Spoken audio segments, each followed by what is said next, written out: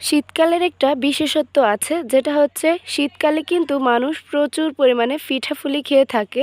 আর অনেকেই আমরা আছি যারা ব্যস্ততার জন্য পিঠা খেতে পারি না কিংবা অলসতার কারণেও পিঠা খেতে চাই না। আজকের এই ভিডিওটি তাদের জন্য ঝটফট একদম সংক্ষেপে কম উপকরণ দিয়ে পারফেক্ট পিঠা তৈরি করে দেখাবো। বাই দ্য ওয়ে, আসসালামু আলাইকুম everyone, welcome to Naba Islam kitchen. কেমন আছেন সবাই? আশা করছি আল্লাহর রহমতে অনেক ভালো আছেন। আজকের এই পিঠাটি একদম সংক্ষেপেই আপনাদের সাথে শেয়ার করব। কথা না বাড়িয়ে চলে যাচ্ছি মূল রেসিপিতে। সরাসরি চলে এসেছি কিচেনে। আমি একটা কড়াই বসিয়ে দিয়েছি। এরপর এখানে 1 কাপ আমি ফ্রেশ কোরানো নারিকেল নিয়েছি, আর এখানে 1 কাপ এখানে পাটালি গুড় কুচি করে নিয়েছি। আর এই পিঠাতে কিন্তু মিষ্টির পরিমাণটা একটু বেশি লাগবে, আর এই মিষ্টিটা একটু ব্যালেন্স করার জন্য এখানে 1 চিমটি পরিমাণ লবণ অ্যাড করে দিয়েছি। পিঠাগুলো আরও একটু টেস্টি করার জন্য এখানে 2 টেবিল চামচ পরিমাণ গুঁড়া দুধ অ্যাড করে দিয়েছি। এখন কিন্তু আর কোনো কাজ নেই। এই যে আমি পুরটা রেডি করব, এটা আমি মিডিয়াম লো হিটে রেখে এটাকে আমি জাল করে নিব 3 থেকে 4 মিনিটের মতো। এরই মাঝে কিন্তু গুড়টা গলে যাবে। তো গুড়টা গলে যাওয়ার জন্য এখানে আমি 1 টেবিল চামচ পরিমাণ নর্মাল পানি অ্যাড করে দিয়েছি, যাতে গুড়টা সুন্দরভাবে গলে যায়। আর এরই মাঝে কিন্তু এই পানিটুকু দিয়ে নারিকেলটাও সেদ্ধ হয়ে যাবে। গুড়টা গলে কিন্তু অলরেডি লিকুইড হয়ে গিয়েছে। এই লিকুইড গুড়টা কিন্তু আমি সম্পূর্ণ শুকিয়ে নিব, আর এটা দিয়ে কিন্তু নারিকেলটা সম্পূর্ণ সেদ্ধ হয়ে যাবে।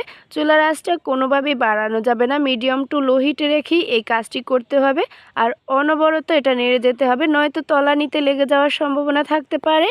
ফাইনালি কিন্তু আমার ফুডটা রেডি হয়ে গিয়েছে। আমি চুলা থেকে নামিয়ে নিচ্ছি এরকম কনসিস্টেন্সি হলে।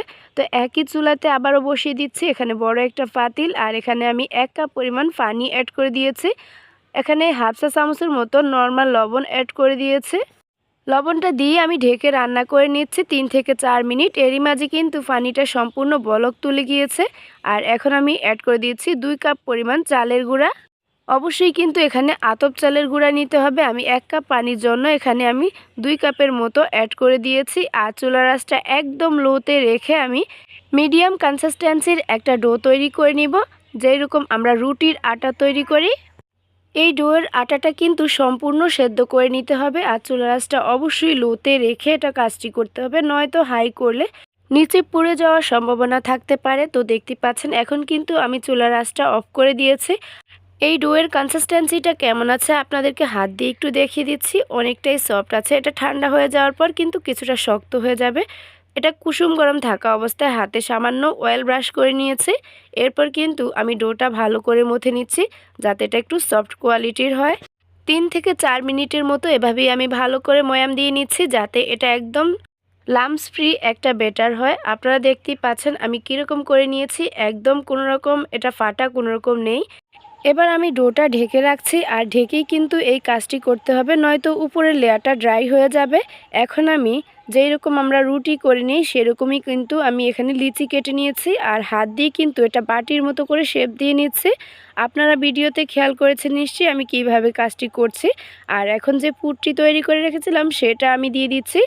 সেটা আমি মাছ বরাবর দিয়ে কিন্তু মুখটা ভালো করে সিল করে দিচ্ছি, কোনো রকম ছিদ্র কিংবা ফাটা যেন না থাকে, নয়তো ভিতর থেকে ফুডটা বেরিয়ে যাবে। আর আপনারা ভিডিওতে খেয়াল করেছেন নিশ্চয়ই আমি কিভাবে একদম মিহি করে নিয়েছি, কোনো রকম ফাটা নেই, কিছু নেই। জাস্ট আপনাদের বোঝানোর সুবিধার্থে আমি আরও একটা দেখিয়ে দিচ্ছি। প্রথমেই আমি এখানে লিচি কেটে নিয়েছি মিডিয়াম সাইজ করে। এরপর আমি বাটির মতো শেপ দিয়ে নিয়েছি, আর মাছ বরাবর পুরটা দিয়ে আমি মুখটা ভালো করে সিল করে দিয়েছি। এরপর একটা ফ্ল্যাট সারফেসের উপর রেখে আমি ভালো করে গোল করে নিয়েছি। আমি কিন্তু দুটি শেপ দিয়ে নিয়েছি, তবে আপনারা চাইলে এখানে আপনাদের পছন্দ মতো এখানে যে কোনো একটি শেপ দিয়ে নিতে পারেন। তো ফাইনালি আমার পিঠাগুলো রেডি হয়ে গিয়েছে। এখন আমি এগুলো 10 থেকে 15 মিনিটের মতো স্টিম করে নিব। তো প্রথমেই আমি এখানে একটা স্টিমার নিয়েছি, আর এখন আমি পিঠাগুলো ভালো করে বিছিয়ে দিচ্ছি। এরপর আমি চলে যাচ্ছি আবারও কিচেনে। আগে থেকে একটা পাতিলে আমি পানি বসিয়ে এটা ফুটিয়ে নিয়েছি, আর স্টিমারটা আমি বসিয়ে দিয়েছি। এবার ঢেকে আমি এটা স্টিম করে নিচ্ছি 15 থেকে 20 মিনিট। প্রায় 18 মিনিট পর আমি ফিরে আসলাম। দেখতেই পাচ্ছেন আমার এটা কিন্তু সম্পূর্ণ কুক হয়ে গিয়েছে। উপরের লেয়ারটা অনেকটাই শক্ত হয়ে গিয়েছে, আর যখনই এটা সেদ্ধ হবে বুঝতে হবে এটা কিন্তু স্বচ্ছ একটা কালার চলে আসবে। 5 মিনিট পর এই পিঠাগুলো যখন সম্পূর্ণ ঠান্ডা হয়ে গিয়েছে, এখন আমি এটা সার্ভ করব। তার আগে আপনাদেরকে দেখিয়ে দিচ্ছি এই পিঠাগুলো কতটা পারফেক্ট হয়েছে আর একদম ঝামেলাবিহীন ঝটফট এই পিঠাগুলো আপনারা তৈরি করে নিতে পারেন। এটা খেতে কিন্তু অসম্ভব লেভেলের মজা হয়। এই পিঠাগুলোকে আমরা মেরা পিঠা বলে থাকি, অনেকেই কিন্তু এটাকে চায়না পিঠাও বলে থাকে। আপনারা কি নামে চেনেন অবশ্যই কমেন্ট করে জানাবেন। এরপর আপনাদেরকে একটু ভেঙে শেয়ার করছি ভিতরে কতটা জুসি এবং সফট আছে। আজকের ভিডিওটি ভালো লেগে থাকলে অবশ্যই একটি শেয়ার দিয়ে দিবেন, কমেন্ট করে জানাতে ভুলবেন না। আল্লাহ হাফেজ।